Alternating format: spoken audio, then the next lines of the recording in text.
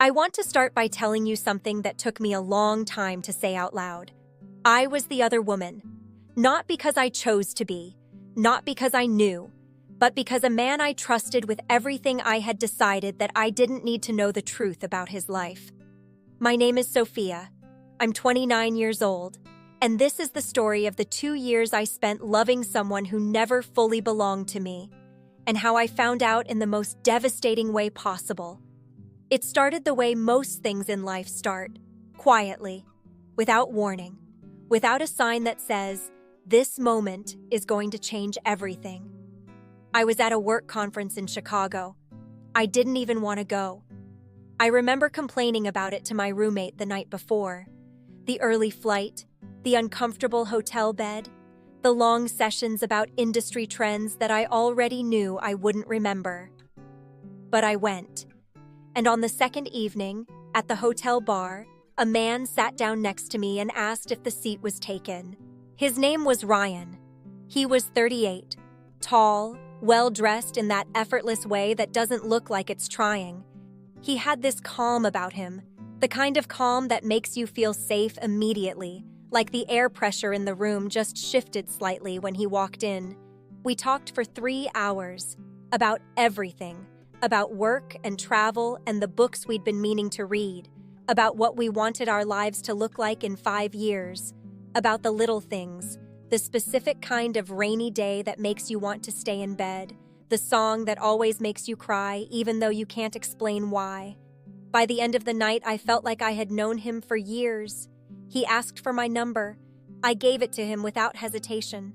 I flew home the next morning with that particular kind of happiness that you almost don't trust, the kind that feels too good to be entirely real.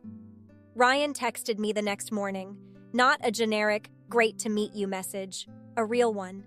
He referenced something specific I had said the night before about a place I had always wanted to visit. He had looked it up. He sent me a photo of it and said, "One day you'll get there." I smiled at my phone like a teenager. We texted every day after that. Long conversations that started in the morning and continued into the night.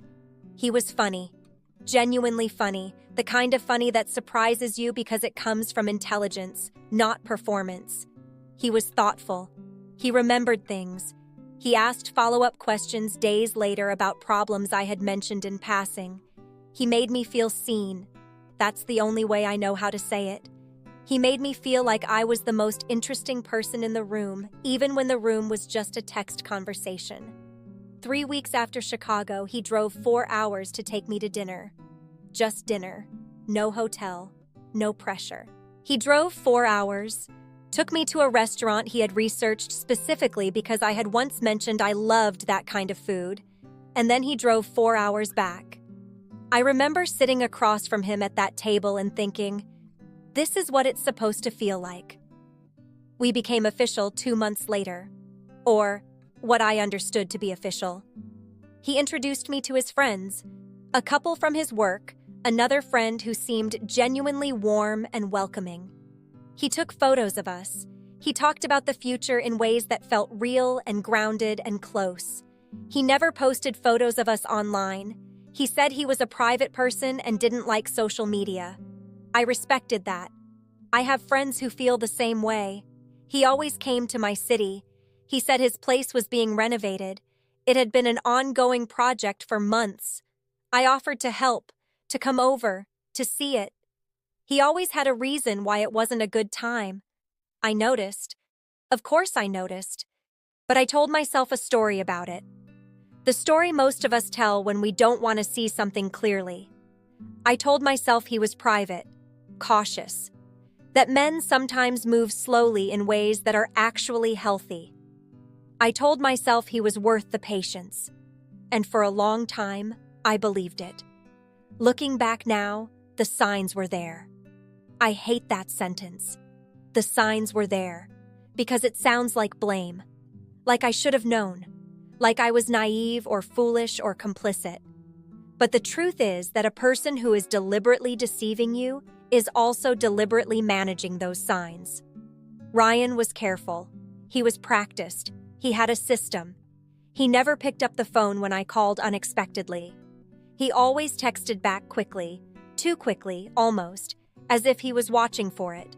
His phone was always face down on the table when we were together. He excused himself to take calls sometimes, stepping outside, always returning with a smooth explanation. He was never fully available on weekends. He always had something, a family commitment, a work thing, a prior obligation that he mentioned vaguely and moved past quickly. I got him on Sunday afternoons, sometimes Saturday evenings. He never spent a full holiday with me. Christmas, Thanksgiving. There was always a reason. Family out of town, a trip he had already committed to, and I, who didn't want to seem demanding or needy, said okay every single time. He said, "I love you" first. He said it on a Tuesday evening, out of nowhere, when we were just sitting together watching something on TV. And I said it back, and I meant it. I meant it completely. But I was saying it to a version of him that didn't fully exist. I was in love with a man I had only seen through the window he chose to open for me, and the rest of the house, the real life, was behind a door he had locked very carefully and hidden the key to.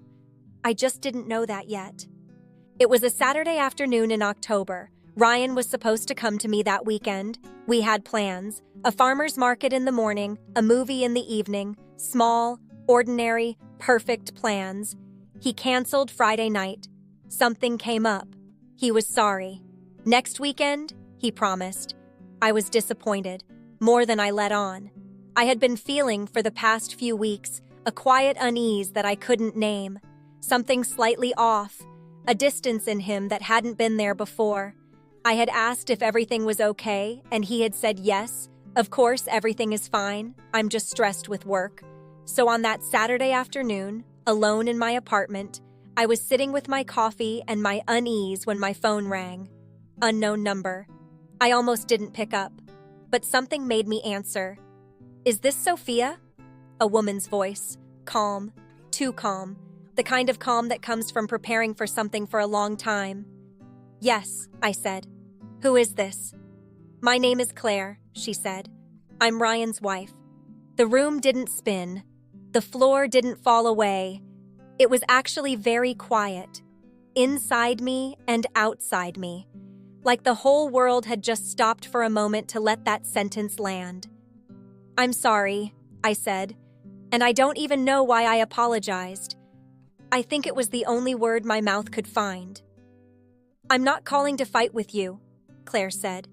"I want you to know that I know, and that I think you deserve to know the truth." She told me they had been married for 9 years. 9 years.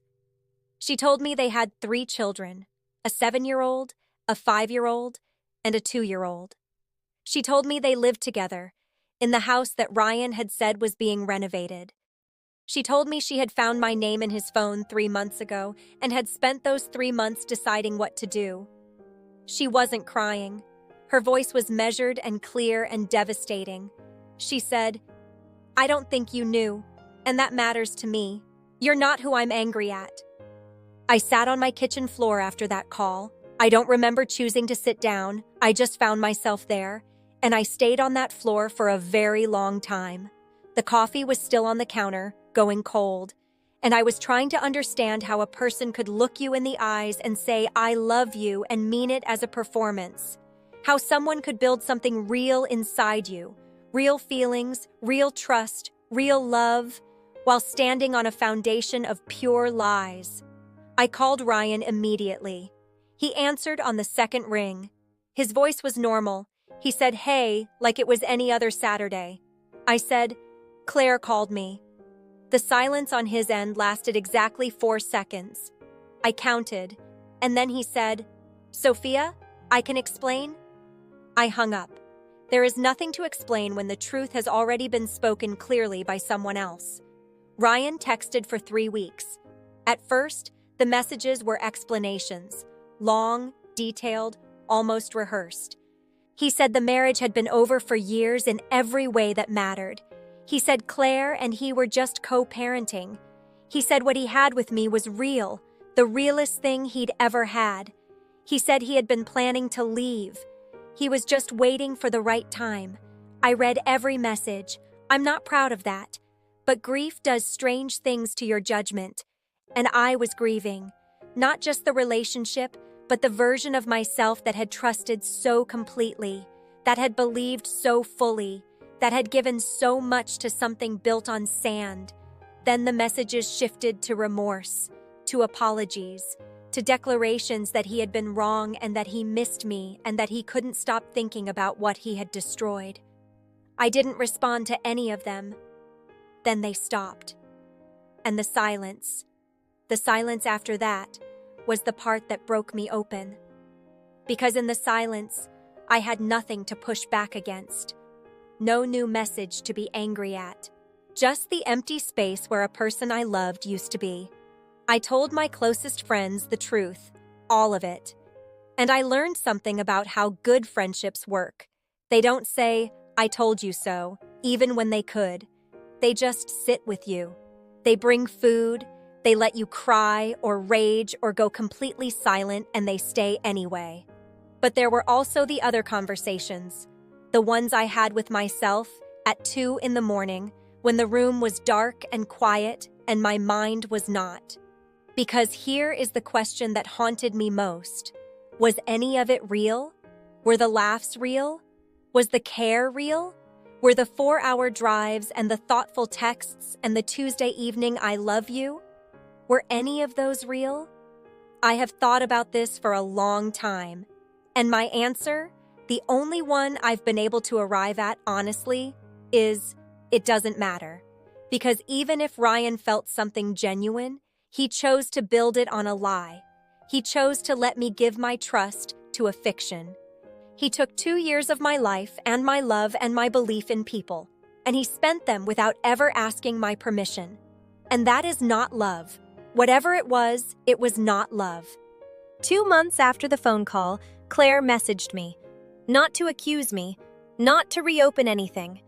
She said she wanted me to know that she had asked Ryan to leave, that she was done, that she had spent 9 years with a man who had treated her life like a stage set, something to move pieces around on while the real show happened elsewhere.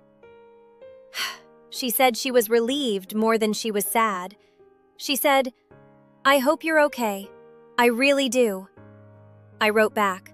I told her I was sorry, not for something I did because I hadn't known, but for the position she had been in, for the years she had spent not knowing either, for the children who were going to grow up with the complicated truth about their father. We didn't become friends. We didn't need to be.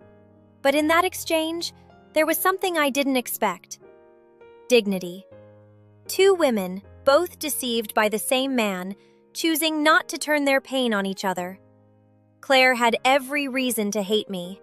She didn't. And in not hating me, she taught me something about the kind of person I wanted to be on the other side of this. Because anger is easy. Blame is easy. Falling apart is easy. What is hard, what takes real strength, is looking at something that nearly destroyed you and deciding it will not define you. It has been 14 months since that Saturday afternoon in October. I won't tell you I'm completely healed. I don't think that's how this works, and I don't think it would be honest to say it. What I will tell you is that I am better, clearer, and in some ways, in the ways that matter most, stronger than I was before. I am more careful now, not in a closed-off, bitter way. I don't want to become that person, but careful in the way that someone learns to be after they've trusted the wrong thing and paid the price for it. I pay attention now to what someone's life actually looks like, not just the parts they choose to show me. I ask more questions. I move more slowly. I trust my discomfort when something feels slightly wrong instead of talking myself out of it. Because that feeling, that quiet unease I had in the weeks before the phone call, that was real. My instincts knew before my heart was ready to. I want to say something to anyone who might be listening to this story and recognizing something in it. If you are in a relationship and things don't quite add up, if there are weekends you can't reach them, holidays spent apart with vague explanations, a life that seems to exist only in pieces and never in full, please listen to that feeling. Not with panic, not with accusation, but with clear, honest eyes. You deserve the full truth about the person you love. You deserve to know what you're actually a part of. And you deserve someone who doesn't make you the other woman without your knowledge. As for Ryan, I have nothing more to say about him. Not out of bitterness, simply because he has already taken enough of my words and my time and my energy. He doesn't get any more of them. What I have left, my trust, my love, my capacity to believe in something real, I'm keeping that for someone who deserves to receive it honestly, and for myself first. Because the biggest thing I learned from all of this is something that sounds simple but isn't. I am not the same woman who sat on that kitchen floor 14 months ago. She was shattered. I am not. She trusted blindly. I now trust wisely. She gave her love to someone who hid in the dark. I will give mine, when the time comes, to someone who stands fully in the light. And if there is one thing I want you to take from my story, it is this. Being deceived does not make you foolish. It makes you human. The cruelty belongs entirely to the person who chose the lie, not to the person who chose to believe. You are allowed to have loved someone who didn't deserve it. You are allowed to grieve something that was never fully real. And you are allowed, after all of that, to still believe that something real is coming. Because I do. For the first time in a long time, I genuinely do. Thank you for listening to my story.